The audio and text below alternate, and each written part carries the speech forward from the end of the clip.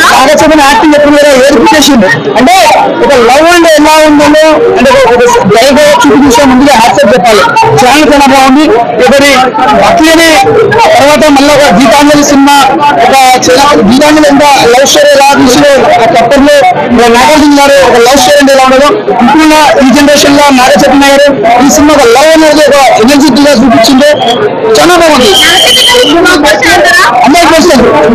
అన్ని సినిమాల కంటే ఒక బ్లాక్ బస్టర్ చెప్పేసి నాగార్జున గారు కెరీర్ లో ఒక బెస్ట్ మూవీ.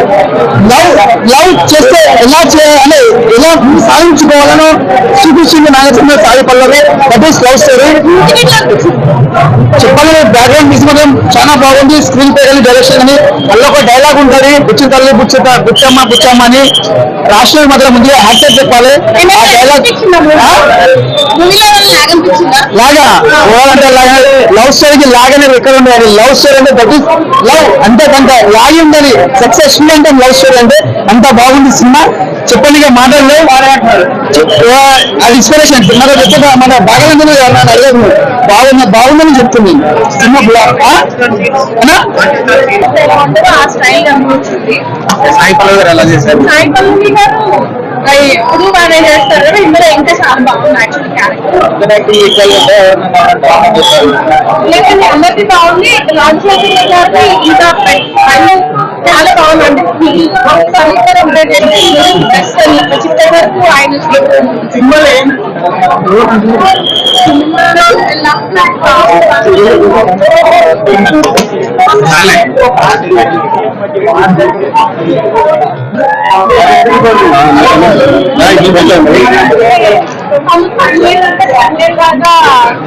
హీరో క్యారెక్టర్ కి అంటే సండే క్యారెక్టర్ కి జస్టిస్ చేశారు.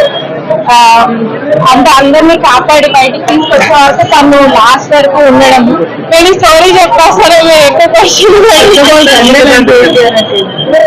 అంటే అందరినీ నడిపిస్తూ తన ముందు ఒక లీడర్ అనే కదా, like he's an anchor. Like అందరినీ నడిపిస్తూ ఆ క్రూ అంతా నడిపిస్తూ ముందుకు తీసుకెళ్ళి చాలా బాగున్నాయండి. లవ్ స్టోరీలో ఏం లాగ్ లేదు.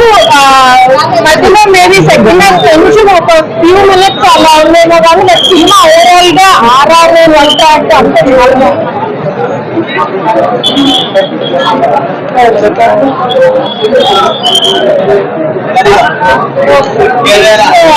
చాలా ఏం లేదండి.